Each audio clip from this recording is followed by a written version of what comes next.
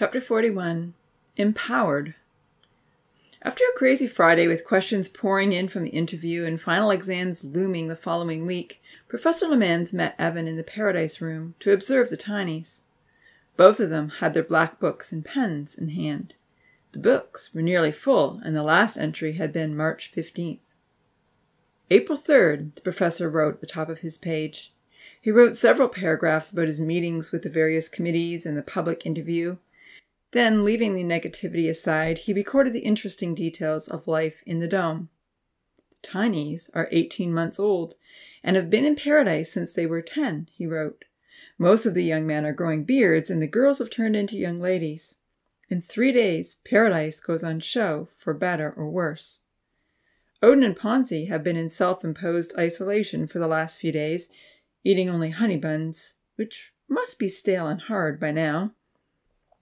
Louis has had at least one weekly evening session with all the tinies, and some have come back for more. Zahir has taken many of his suggestions to heart and is showing good servant leadership. I've been impressed by Kenzie as well, who is reliable, selfless, and quick to respond to the needs of others. Louis has talked to Amy and discovered that she is still dealing with post-traumatic stress from the fatal accident, her own near drowning, and witnessing small animals die. She is depressed and anxious about Louis and Fredo aging, and feeling left out by a few important friends. Sadly, she is withdrawn from some social activities she once enjoyed. However, Louis put her with a new group of friends to build the solar ovens, and this seems to be helping. She seems happier since her evening session with Louis, and has taken the initiative to encourage and help others in true leadership form. The xylophone is now in working order and is a musical success. However, it failed to accomplish its secondary mission, and may have actually added to Amy's perception that she has been excluded. Mango tree production has gone well, and so far no one has been frightened by the bats. There is still no animal reproduction. A lot of digging has taken place on Mining Hill, but no one has found the real treasure, and it seems to have been forgotten. Honey buns have been restricted to 1 each, and I hope there will be a reduction in unnecessary weight gain soon. Louis tried to instigate a calisthenics program before school, but only a few participate. Swimming before breakfast has become more popular. Damien and Lima are leading this activity. Vanitha, Santa, Tina, Yuyan, Georgia, and even Dia occasionally come. Finally, some of them are using up their wad of tickets from the Beach Boys. The instructors seem to have more patience with the girls. Unfortunately, they've made the other guys feel like fools when they've attempted to learn. The tinies have been asking for flying machines ever since the gigantic butterflies. I'm researching paragliding kits and assessing the risk. Evan has given up on his investigation of what caused the moths and butterflies to grow rapidly. Fish egg experiments have been carried out at every level of radiation without any success. The original mutations for miniaturization were done at the single-cell stage where I could control the DNA of the organism. I know that it's impossible for DNA to revert back to its natural state once an organism is fully formed. Aside from the sunflower and butterfly anomalies, gamma radiation has not affected any other developing insects or plants. The unusual growth we witnessed in the 2 miniaturized species may always remain a mystery. Cats now have bell collars to keep them from killing birds and rodents. This is helping. Apparently, Ripple is still collar-free and has avoided capture. I'm concerned she's gone feral. Amy attempted to add to my rules and provoked a heated debate among the tinies. Some preferred the elaborated version, while others wanted to keep the rules as simple as possible. I'm quite surprised that any preferred the elaborated version. Nancy and Louis have traded homes so that Louis can guard the store. Suddenly, Evan whispered, "Look who I see." Following his gaze, the professor caught sight of Odin and Ponzi reappearing from their hideout in the forest. Everyone else was sitting outside the store eating fried fish, baked potatoes, and a lavish salad. In a moment, the other teens alerted Louis, and he headed toward the returning offenders. "What's up, guys?" he inquired. "Well, we are getting a little hungry," Ponzi admitted, rubbing his narrow abdomen with a painful look on his face. "What's required for us to be proper members of Paradise again?" Odin asked with impudence. Uncle Louis folded his arms across his chest, resting on his protruding belly. "First of all, There needs to be a sincere apology to Nancy, he stated. Right, apology, Odin nodded. Yeah, we could probably do that. Turning around immediately, Odin walked over to Nancy, who still had bruising on her face and a large scar. Ponzi followed. Odin extended his grubby hand. Nancy was hesitant to take it. Odin gave up trying to shake hands. I'm sorry for getting violent, he confessed rather insincerely. Had you held the door open? Uncle Louis stopped him short. Odin, he said loudly, that is not an apology. You can't put the blame on Nancy. She was not the one in the wrong. You were. Oh, yeah, I guess that's right, Odin admitted grudgingly. I'm sorry, Nancy. I should not have hit you. Please forgive me. And you stole, Nancy reminded him harshly. Right. I shouldn't have stolen all those delicious raspberry honey buns either, and if I knew how fast they would become hard as rocks, I likely wouldn't have taken so many. Ponzi stepped forward. I'm sorry, Nancy, he said, sounding much more sincere. I'm sorry for stealing and that we hurt you. I won't do it again. Nancy had not acknowledged Odin's feigned confession, but she was responsive to Ponzi. Thank you, she said, looking at him. I accept your apology, Ponzi. And from now on, Uncle Louis added, speaking to Odin and Ponzi, it will be your duty to always take the compost out to the pile and clean up the scrap pots. Really? The compost? Ponzi complained, wrinkling his nose. That's so disgusting. Oh, that's just the start, Uncle Louis said firmly. For the next 2 weeks, every day after lunch and until dinner time, you will be building with rocks. You promised the girls an outdoor patio, and Rainbow Hill also needs a staircase. I will personally oversee that these projects are completed. Odin and Ponzi's eyes bulged out and their mouths dropped open. But that's nap time, Odin protested. I don't work in the afternoons. Nap time is over for the next 2 weeks, Uncle Louis informed them. Get more sleep at night. He glanced over at the pile of rocks still lying beside the store that had been traded for honey buns. The rocks have already been mined, he stated calmly, so we'll have an easy start. What? Odin retorted. How is that easy? Are you going to help us carry those rocks up the hill? Oh no, Uncle Louis laughed. I'm too old for that kind of work. The young men looked at one another in dismay. And what if we don't show up for work? Odin protested. It's very simple, Uncle Louis smiled. No work, no food. And since I'm now sleeping in the store, it will be a lot harder to steal supplies. On the other side of the dome, Evan looked over at the professor and they both shared a quiet chuckle. The professor noted the details in his book under the heading, A New Experiment for the Grumblers. So who is going to bring us orange juice? Odin demanded, looking over at the girls sitting by the store. No one offered. Orange juice is a special treat, Uncle Louis told him. If you do a great job on the patios, then maybe someone will feel inclined to bring you refreshments. But the Beach Boys got orange juice. That was because one generous person offered to provide, Uncle Louis reminded him. Lily put up her hand. I'll bring the orange juice, she said, smiling at Ponzi. Ponzi smiled back. Still angry, Odin inquired proudly, Can we have dinner now?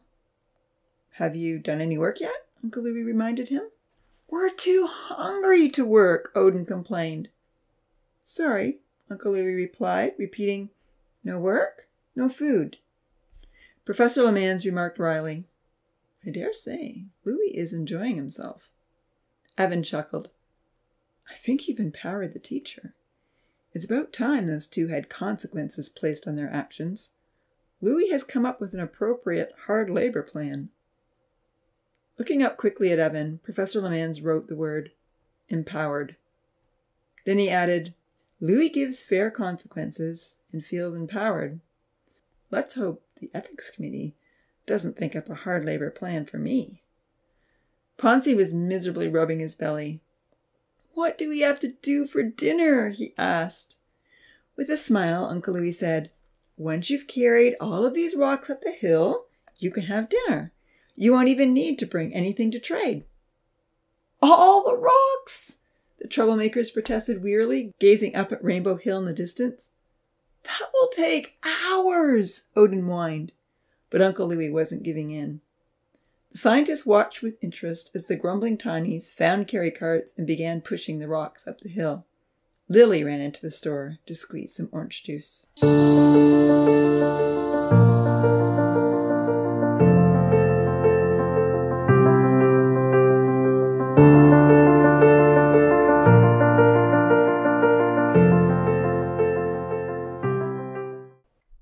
Chapter 42, Overcoming.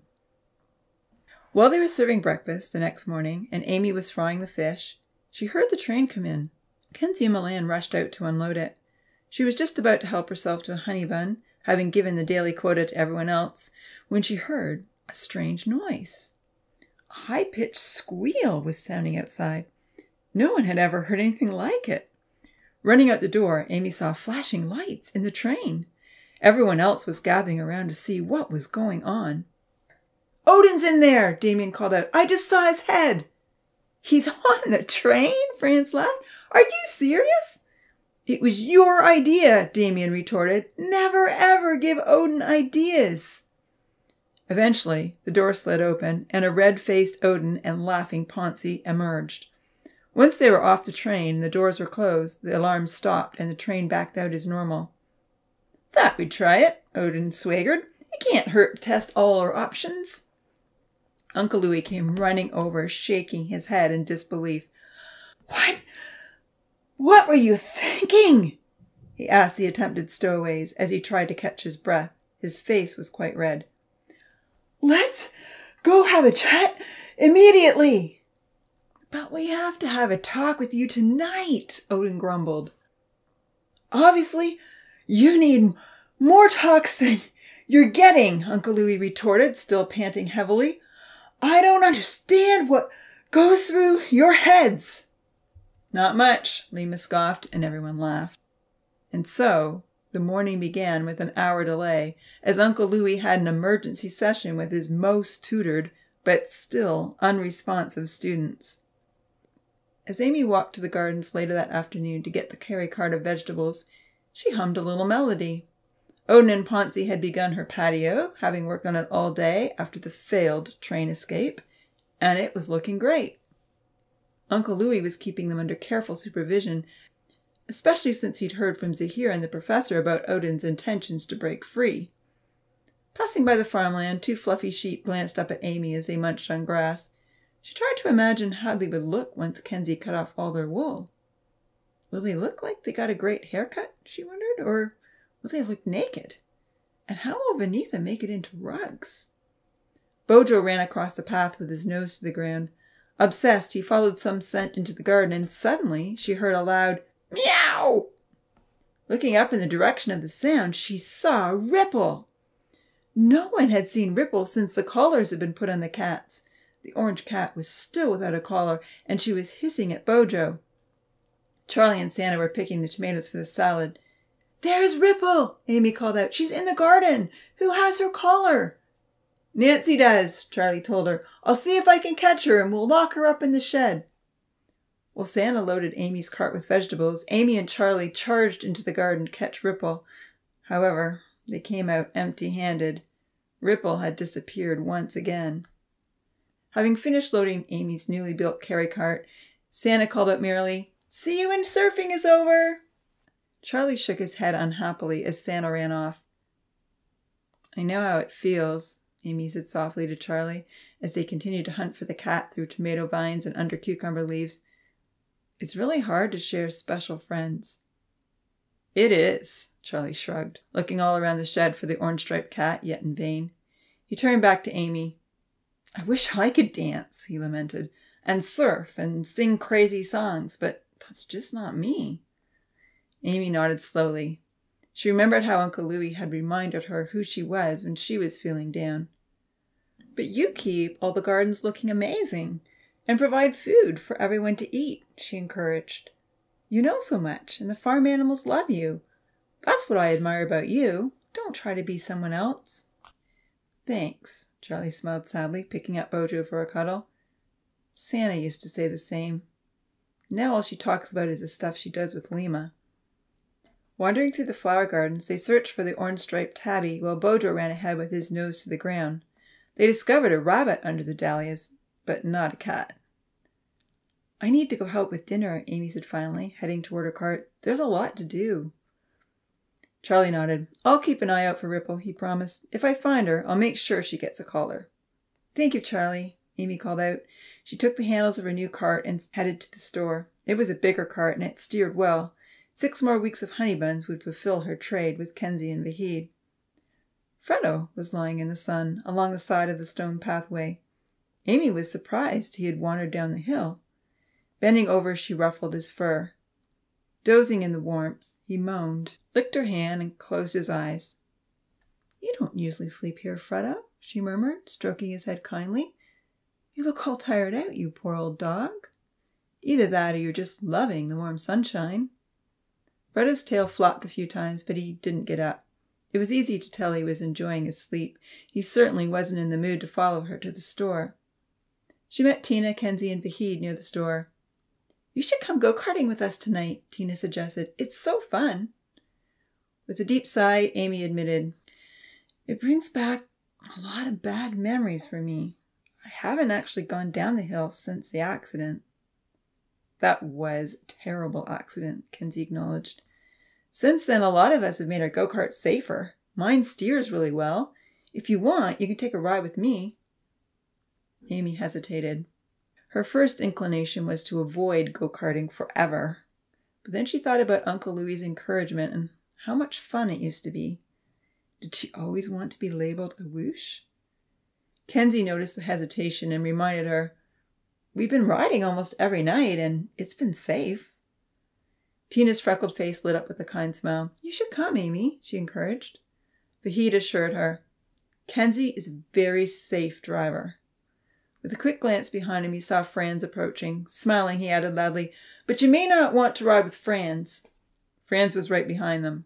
"Hey, what do you mean?" he asked indignantly, tossing his stringy brown hair out of his eyes. Tina laughed. "The guys race a lot of the time."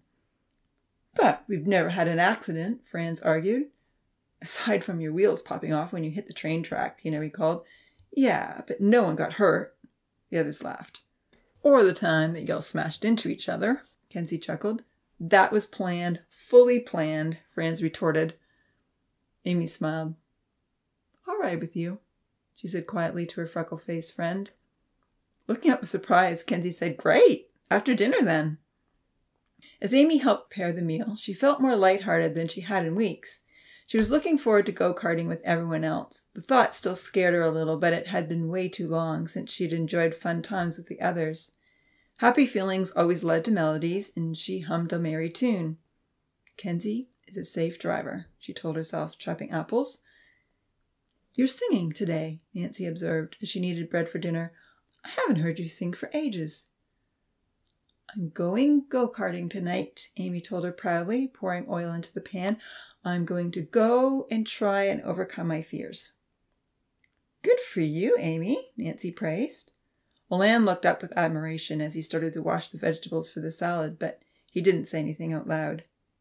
When she started frying 4 of the 20 apple honey buns that she was allowed to make, Amy heard Georgia playing the xylophone. It was now in full working order, and the sound caused delightful shivers to run up and down Amy's spine. "That's a really pretty tune," she heard Zahir say outside the deck. "What if we tried this at the end?" She listened carefully as Zahir tried out a different ending. Amy loved it. "I'm not sure it fits," Georgia said, unimpressed. "What about this?" And Georgia added a little extra to the song. Amy thought Zahir's attempt was better, but Zahir didn't say anything. He simply added a flourish to Georgia's melody. "I like mine the way that it is," Georgia stated disagreeably. "You're not the only musician, you know." "Of course not," Zahir responded with a slight laugh. "Your song is beautiful, Georgia. Keep it the way it is." "Thank you," she replied. In a kinder tone of voice, she assured him, "I still love you." "I love you too," he murmured. Taking out the first batch of honey buns, Amy mumbled defensively, "Zahir may not be the only musician, but he's definitely the best." Nancy and Milan looked over at her with curious glances, but neither one replied. For the next hour, as the kitchen staff prepared the food, they were well entertained with beautiful xylophone music, as various tunes were tried and some turned into full-length pieces. The two songwriters didn't always agree, and Amy felt Georgia was rather hard on Zahir, but once the melodies got established outside the thin kitchen walls, she hummed along. "Wow, working in the kitchen has never been so enjoyable," Nancy commented.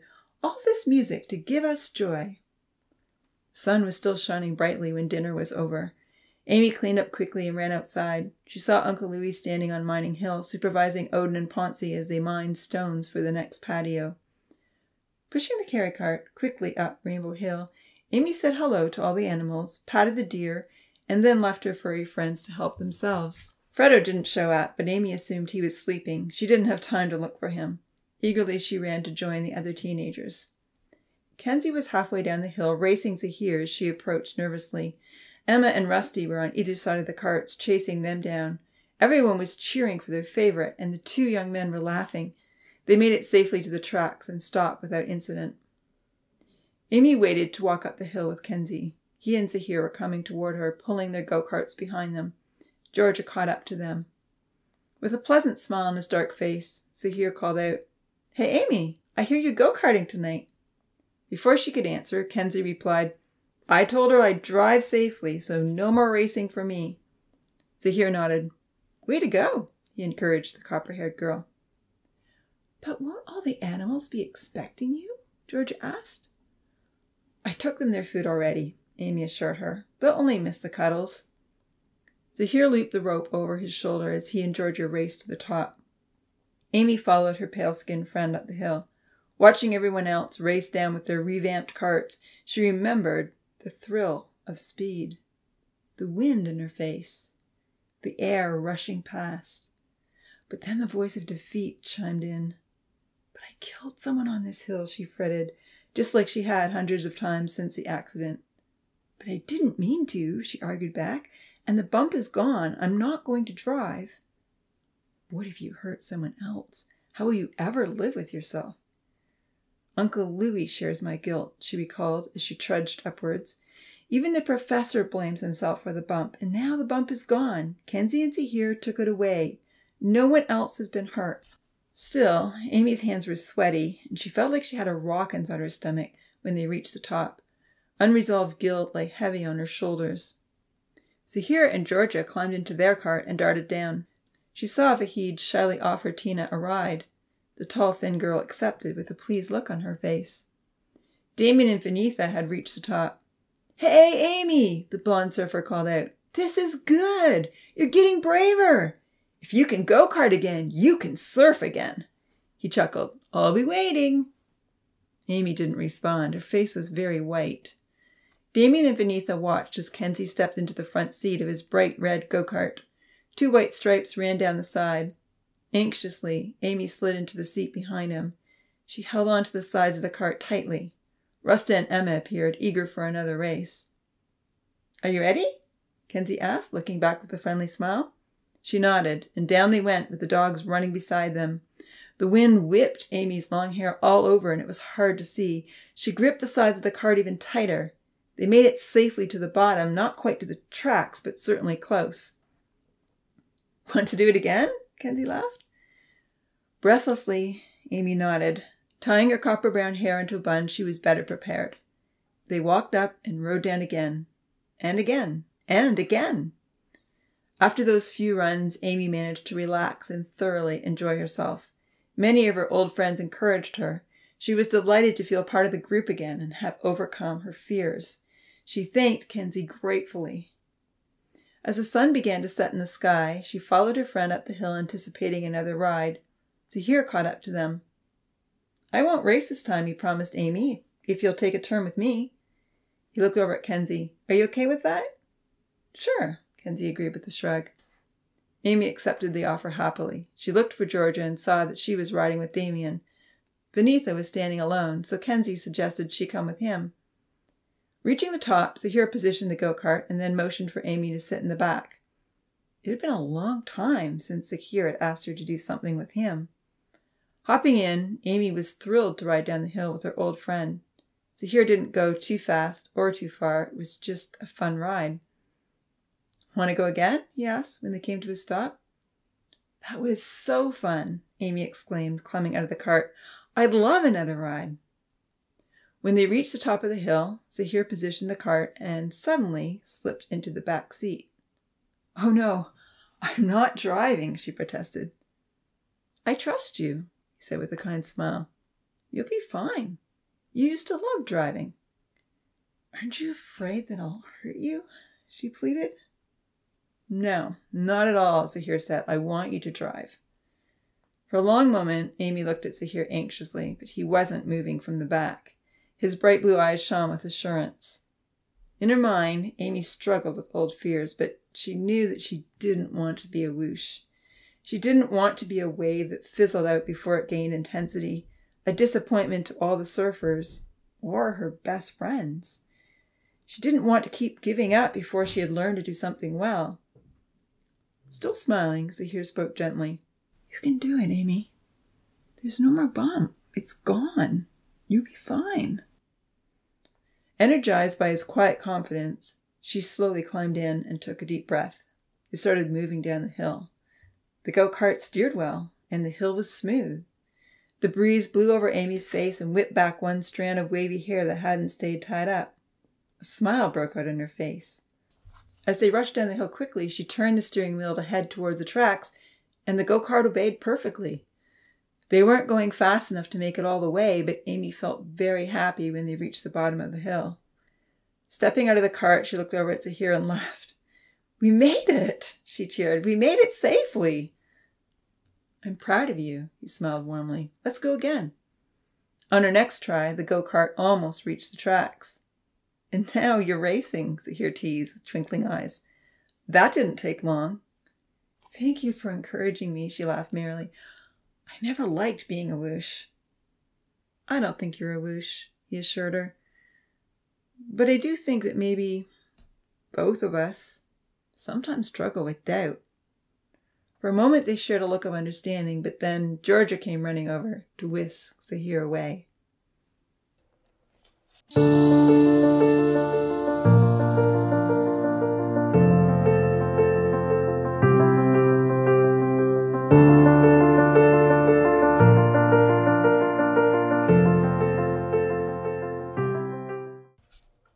Chapter 43. Heavy Losses. It was too dark to see clearly, so everyone took their carts back to the forest. Georgia and Zahir walked ahead of the others. As everyone trooped home, laughing about silly things that had happened, Amy suddenly heard Zahir shout, "Fredo! No, no, not Fredo!" Everyone ran over.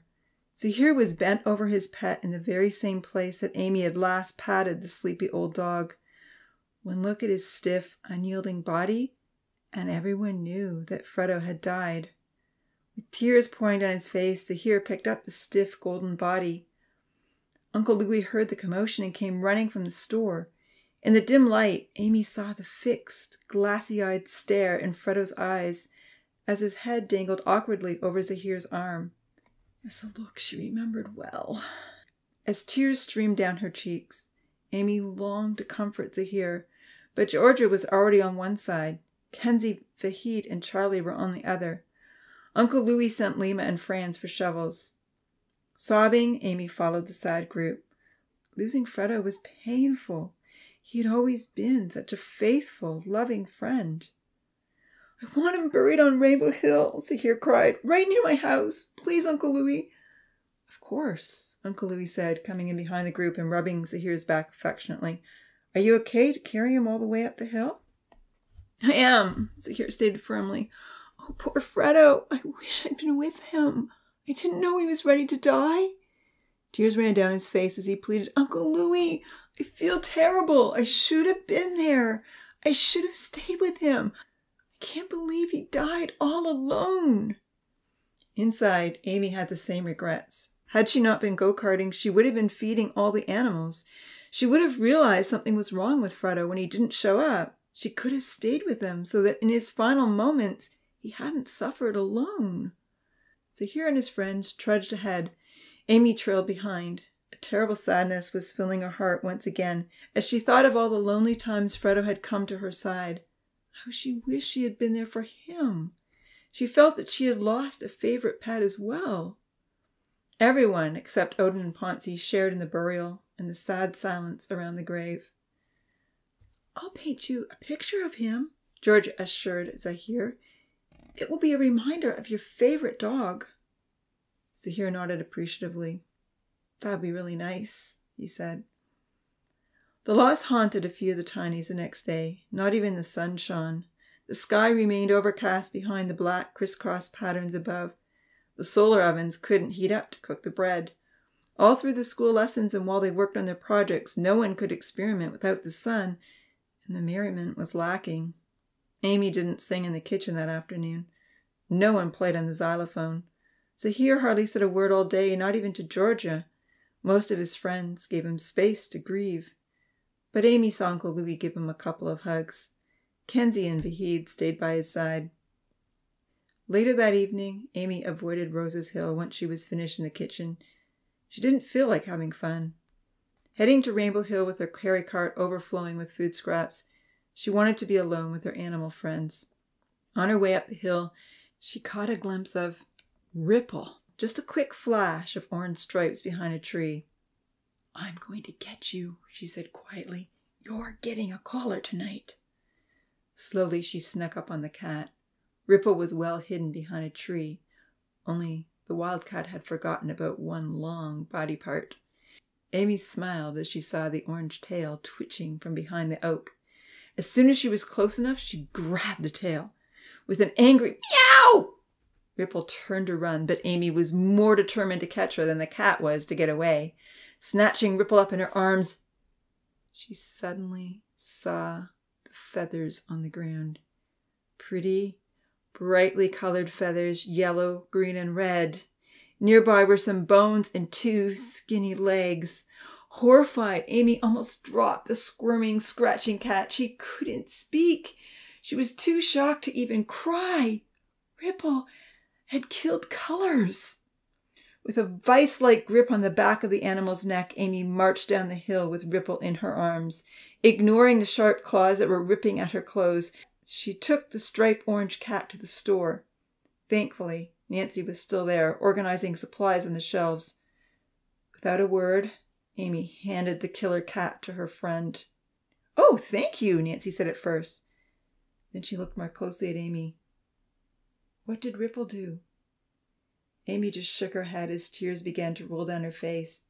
She didn't want to yell at Nancy or anyone else, and she was very afraid if she opened her mouth, hurtful, nasty words would come out. "Did Ripple kill another bird?" Amy nodded and fled.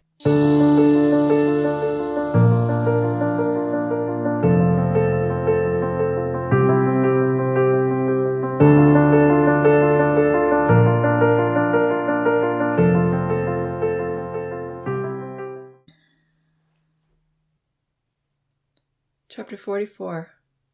The Sad Song. With tears flooding her eyes, Amy blindly pushed the carry cart of kitchen scraps up the hill.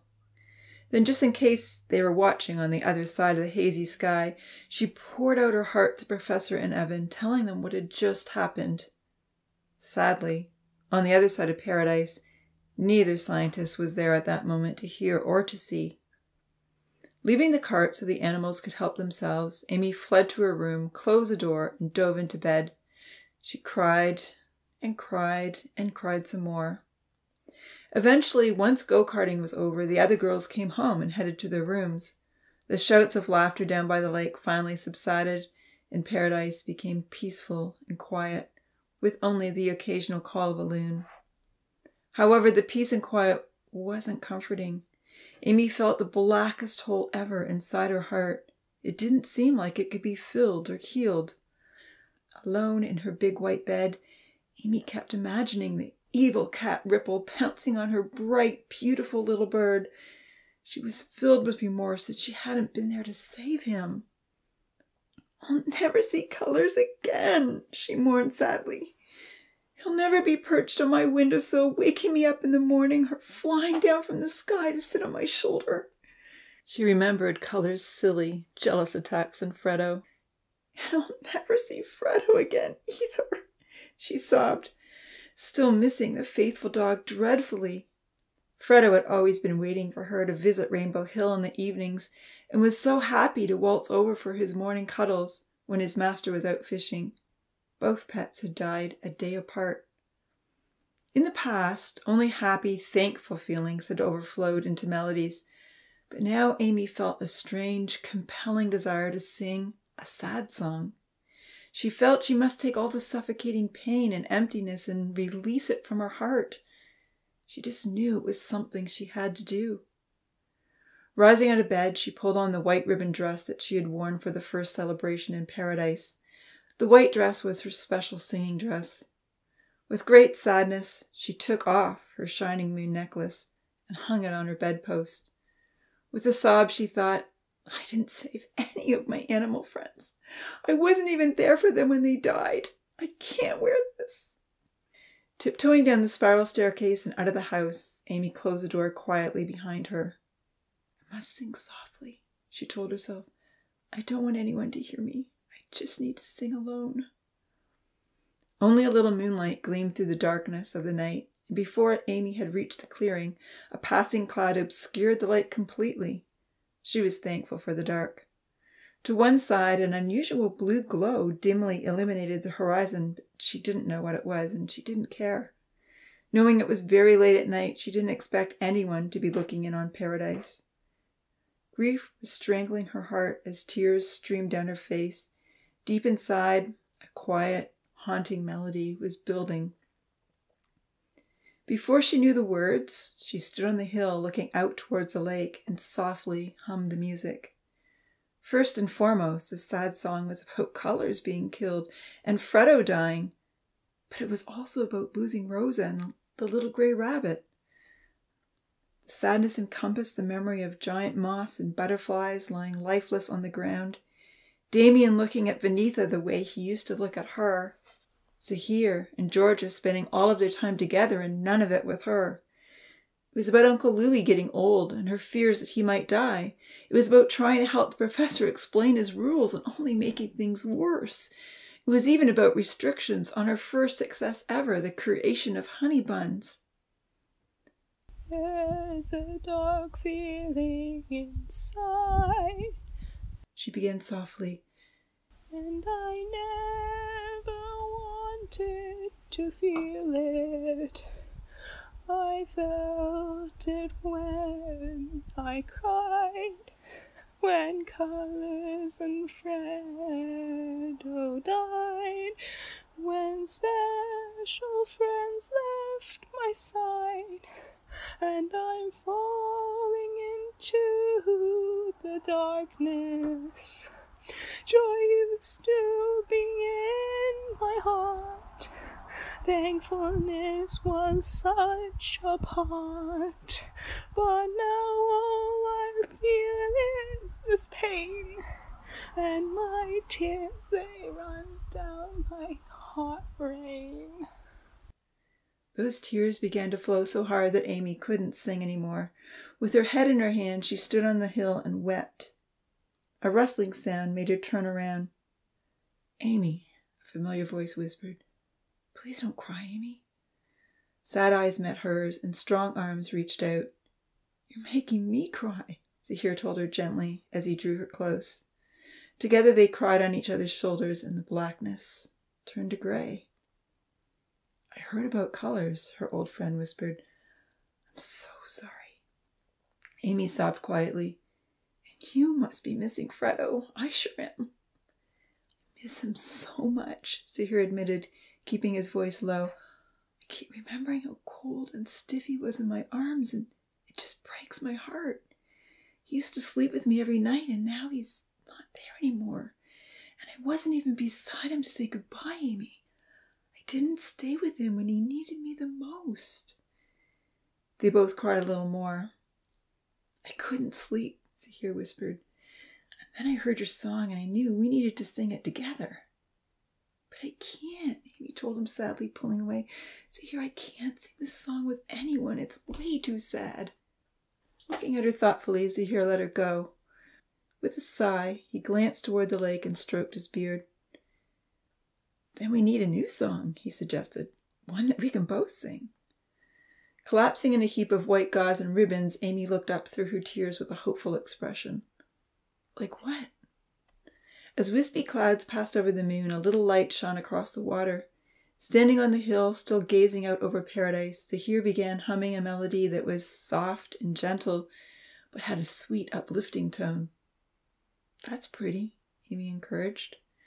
After a few minutes of humming, Zahir turned around and sang quietly, Sometimes when I'm sad, when I'm feeling bad, when I can't find glad, I need not to doubt, I need to reach out, I need to turn around and find a special friend.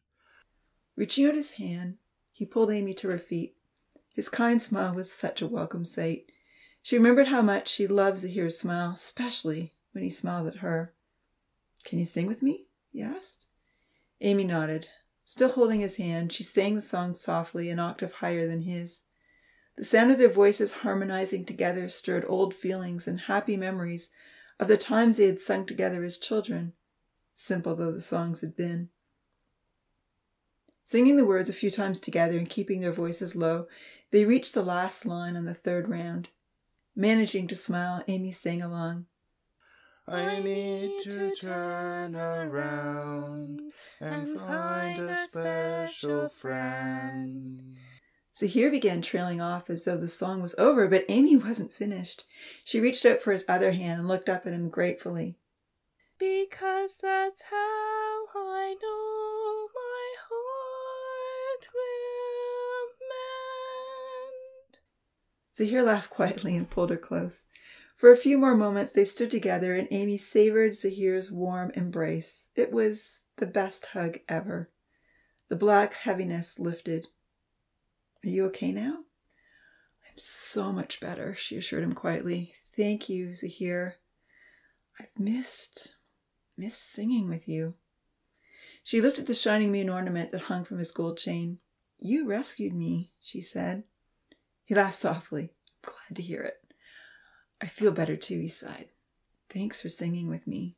And thanks for your beautiful card. It meant a lot. As he stepped back, he whispered, I love you, Amy. For a moment, Amy was transfixed. She didn't know what to say. Love was a strong word. Aside from Uncle Louis, no Tiny had ever said that to her before. Looking at Zahir in astonishment, a tinge of fear crept into her heart. She knew it would break the rule to say, I love you, back.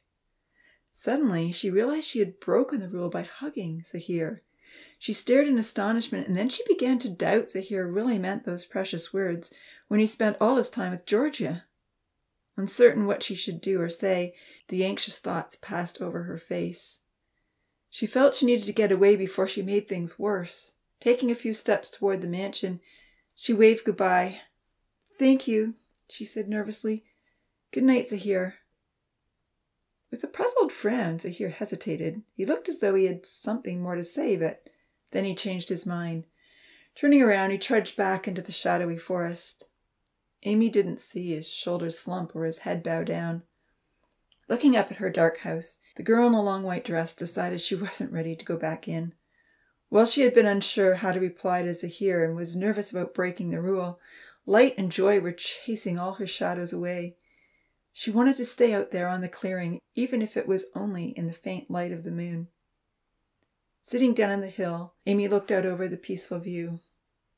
Hugs are truly the best, she thought with a smile. They take the pain away. I thought I wanted to be all alone, but really, I needed a special friend. I'm so thankful for Zahir. I love Zahir more than anyone else. And oh, I wish I could tell him.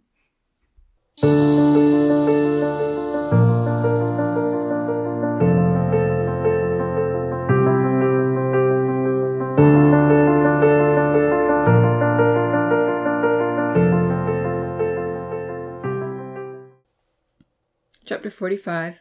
Overheard. Little did Amy, or Zahir, or anyone inside Paradise know that a group of scientists were coming to observe them the very next day. However, Professor Lemans was very well aware and was working late into the night. He had put up all the posters in the viewing hall and arranged the display several times. Then he had marked the last set of molecular biology exams he'd ever mark, with the termination of his teaching career, and was attempting to finish a brief outline of the tiny experiment. All the lights were off in the office so that he wouldn't disturb the tiny's sleep, but a blue glow emanated from his computer. Working away in the darkness over the speakers, he heard a door open and shut in Paradise. He was surprised that anyone was still awake. It was nearly 1 o'clock in the morning. Unconcerned, he continued to leaf through the records in his black book and type up the more relevant details of his experiment. The first 20 scientists would be arriving at 10 in the morning, and he wanted to hand them his outline, knowing this information would be helpful for them to consider. Dimly, he became aware of the saddest strain of music he'd ever heard, and then he heard the words. There's a dark feeling inside, and I never wanted to feel it. It was unmistakably Amy. He hadn't heard her sing for months. The professor whirled around in his chair and rushed over to the dome. Standing on Rainbow Hill, in the beautiful white flowing dress that was one of his favorite purchases at the fairy petal shop, was his beloved girl. He fully intended to love all the Tinies equally, and he would never have freely admitted that Amy was so extra special to him. But in reality, that is just the way it was. Hearing her sing such a tragic song caused him great distress, and then she began crying. Such deep sobs brought back the dark days of his own life. Her song encapsulated the tragic, painful moments when he'd realized his precious family had been lost in the fatal plane crash. Watching her, he thought, "Sat alors, this can't be. Amy used to be the happiest of all the Tinies. How can she possibly be feeling so sad in my beautiful world? I thought she was getting over all these heartbreaks." Watching Amy sob all alone on the hill was agonizing for the professor. He longed to reach out to her, to tell her that he loved her, to ease her suffering. But there was no way for him to do so. He pulled out his phone to text Louis, but then he slid it back into his pocket. It's far too late for Louis to still be in the cave, he thought. Surely he'll hear. Pacing back and forth, the professor's heart was breaking with the sobs coming through the speakers. Oh la la, if only I could give that girl a hug, he thought. I'd let her know she's very special to me. I'd tell her it's all going to be okay and that she will feel better in time. He peered in, anticipating that Louis would run out of the store and head across the field to the hill, but no one was responding. Why isn't someone there for her, he thought. Where are her friends? Surely someone cares about her. Faintly, he heard a door open and close. In a few moments, he saw a lanky young man join her on the clearing. When he heard his whisper, he sighed with relief. Zahir, he smiled. He still cares about Amy. This is exactly who needed to come. Seeing the two Tinies cry together on the hill was very touching and disturbing. Why are they both so sad, he questioned, as he listened carefully. He heard that they had both lost their pets, and he began to understand. I wish I could make all the Tinies live longer, he thought regretfully. I wish I could undo death. As much as I have tried to make their world perfect, death is the one enemy I just can't defeat. And then Zahir began to hum a new tune. The professor ran to get his phone and pressed the arrow to record the music. Once the two began singing together, the song was so beautiful that tears welled up in his eyes. I'm not sure who Zahir gets his talent from, the professor thought, but Amy's voice is just as lovely as Wendy's. I could listen to her all day. His wife had often sung around the house and performed beautiful solos in the church choir. As the two ended the song and Zahir headed home, the professor didn't hear the soft parting remark or notice the lack of response. But he was overjoyed to see the two Tinies had reconnected. Zahir is so good for my Amy, he smiled happily to himself. Maybe now they'll realize they need to be together. I've been hoping for this. He pondered the matter, thinking, it's too bad that the xylophone had the opposite effect to what I planned. Perhaps I should send in some project just for the two of them to do together, so that I can keep things going in the right direction. I could instruct Louis to ensure that only Amy and Zahir work on it. But no, he thought, Evan would never forgive me if I interfered in such an overt way. I can't instruct Louis to force them together.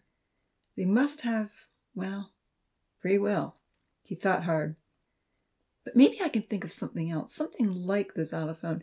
Maybe now that they've finally reconciled, they'll be more inclined to choose to work on something together. What could it be? Pacing in front of the dome, the professor noticed that Amy had not moved from the hill, but he could tell she was at peace. There were no more sobs or cries of distress. He racked his brain to come up with a new idea, and then he had it. Another thank you celebration, he thought. That's it.